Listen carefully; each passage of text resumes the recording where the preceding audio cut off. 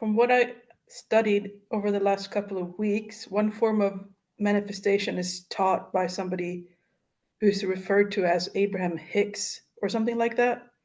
I just picked something online to study because I hadn't studied about it before. And I tried to sort of grasp the meaning of the message, which was essentially care about how you feel. The better you feel, the less resistance your dreams have to coming towards you, the things that you desire coming to you. So there's a purpose of feeling well, since that opens us to what we're already asking for subconsciously.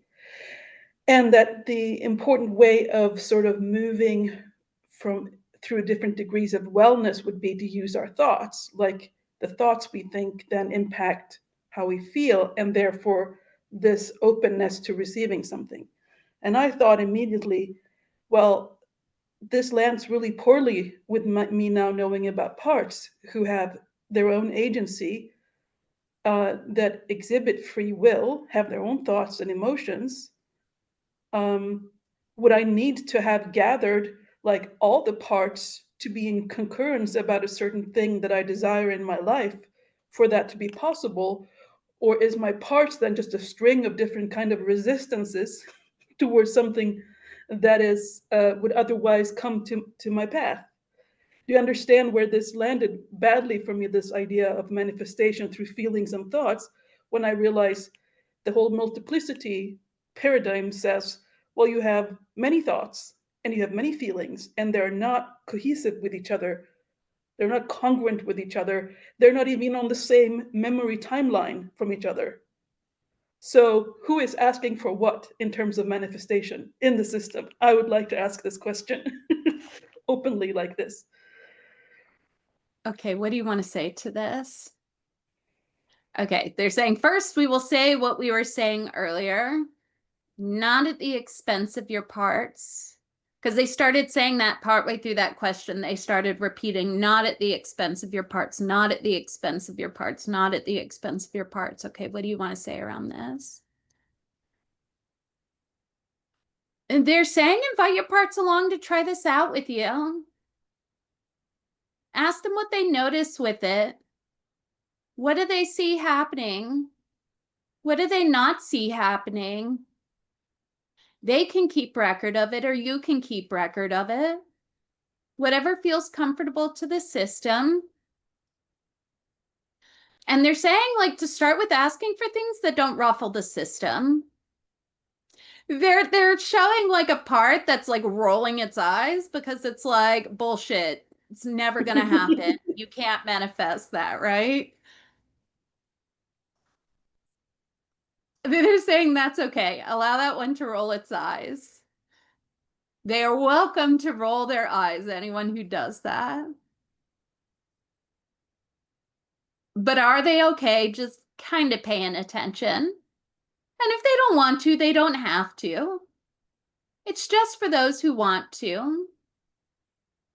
They're just talking about picking something that, again, doesn't ruffle feathers, that doesn't stir parts up, even though you might have eye rolls and skepticism and doubt. And that they're still like, that they're on board, even if their version of on board is I'm out of here, or okay, fine, I'm gonna watch you make a fool of yourself. That's cool. I don't mind watching that. And now the part's getting the popcorn out because they want to see the drama of you falling flat on your manifesting face. Yeah, and they're saying allow it to be something like that. And just invite them to watch and see what happens. To take notes and observations. And they will do what they do. And that is okay. You're talking about like these small things. Bring safety to the system. Like they're talking about it encouraging them all to pitch in with their opinion, with their thoughts, with their consent. And when they say consent, it's like I just feel something in my heart. And they're saying consent is essential. They're saying it builds a foundation of trust, a really important foundation of trust. And they're just gently emphasizing consent, consent, consent.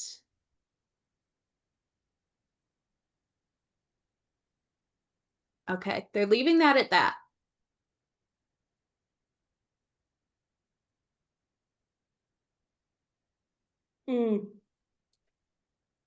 So in my mind's eye, like I saw a contrast between two things when they spoke about something that doesn't ruffle the feathers of the system or doesn't shake it too much, something small to practice on. And so, because there was one part of my mind that sort of like, oh, I want to manifest to be able to do my arts again, because I haven't been able to do my arts for years now because of the stress it brings to my system, because of traumatic association, I assume. So that I could feel just thinking about that, like something like this happening in my system. It's like an illustration of asking for something that is not consented, or something that doesn't bring stability, even to think about, you know? And then I thought about manifesting a bar of chocolate so that next time I go to the store, I make sure I buy a bar of chocolate. And that seemed to be doable. Can you ask them if I've understood what they mean by the difference between what's worth trying to rally them around? Can you just check with them if this is some part of what they wanted to convey? Okay, what do you want to say to this? Okay, they're saying yes, yes, yes, yes, yes. If the bar of chocolate doesn't ruffle feathers, try with that. Or try with something else. Okay, and then they're talking about something else they would like to bring in. They're saying your mood does have an impact. They're saying the brighter you are in the moment, the more energy is available to manifest it with. Huh? And they're kind of showing, like, I mean, essentially what they're showing is when you have all these burdened parts that are up in the moment, there's less self-energy accessible. But when they're more relaxed and you're in this, you're in a better mood, there's more self-energy available. Okay, what do you want to say to this? And they're just talking about, okay, say this again. Okay, they're talking about you can start with anything that feels doable. It doesn't ruffle their feathers. They're not hating on it. They're saying it's like there's a difference between rolling their eyes and actually getting triggered by it. Like, don't do it if they're triggered by it. Okay, what else did you want to say about that? And then they're talking about you can also invite them to notice, like, okay, they're actually saying you can start off with a list of things that feel doable, that don't ruffle the feathers, that are small, that are non-threatening.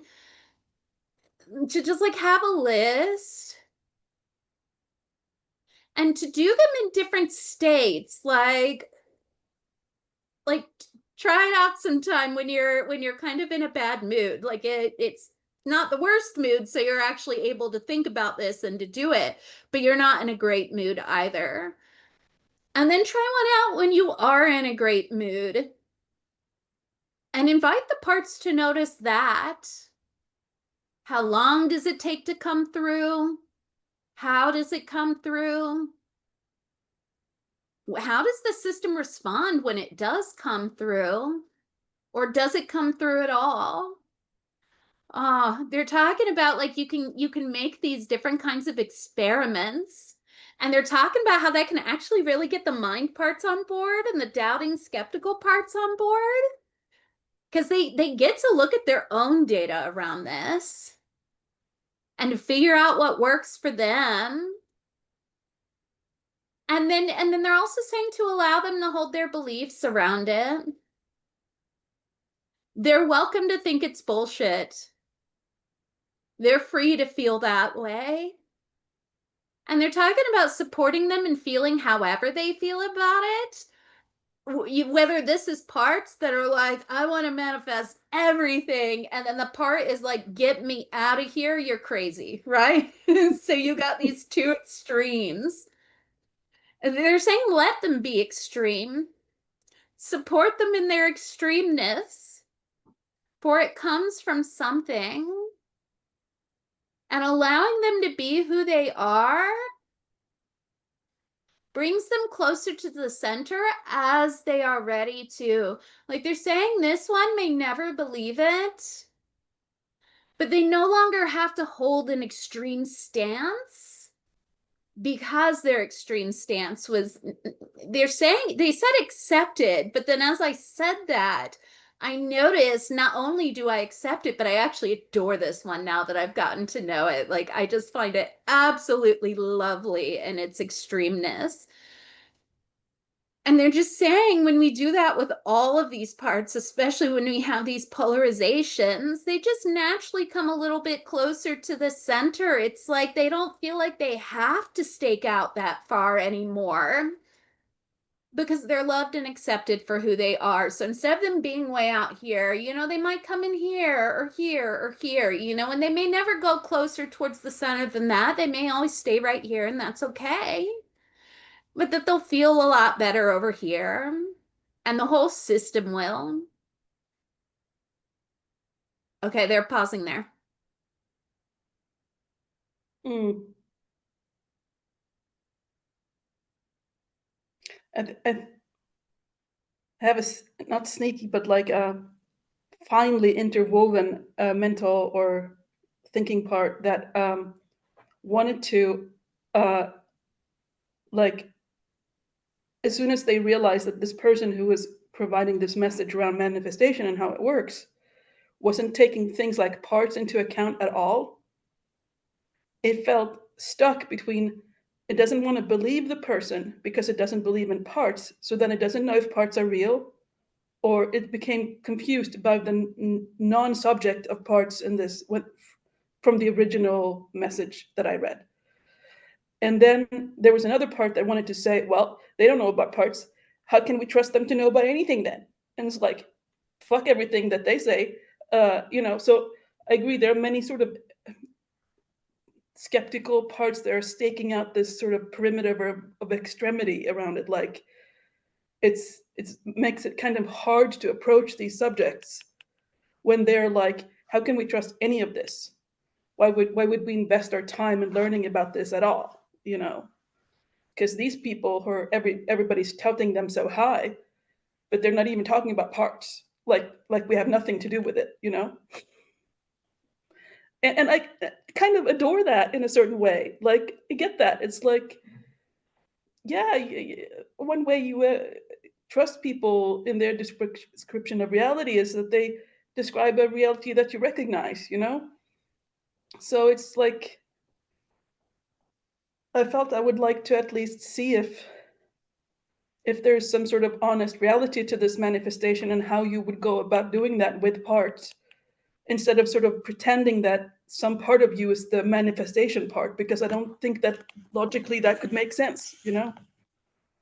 Like you could ignore all of them except for one, and now I'm in manifestation mode or something like that. Because I no longer believe in that kind of singularity. The parts are certainly impacting mood and mind in various ways. So they're saying, they started saying three different things as you were talking. The last thing they just said is they are all manifesting in their own way, in their own right, intentionally or unintentionally. Okay, and they're leaving that at that. Okay, what was that other piece you were saying? They're showing me, they're talking about some messages through some people are given a lot more simplistically than we may see it through an IFS lens, because those people that those messages are meant for see the world more simplistically than those of us who have this IFS lens see it. And they're saying that the complexity is coming through people like me, through other people utilizing IFS and in other areas that recognize a deeper complexity, because now is the time for it. And they're even showing like Dick Schwartz. He started this in the 80s. And they're showing like the number of people that actually like something clicked for them around IFS was teeny in the beginning, and it's just growing bigger and bigger and bigger and bigger and bigger over time as the complexity of the world grows, the complexity of the human consciousness grows. Okay. And they're leaving it at that. Please thank them and yourself for that. Thank you. They're just like, they're like, you're welcome. And then they're just doing a gentle bow.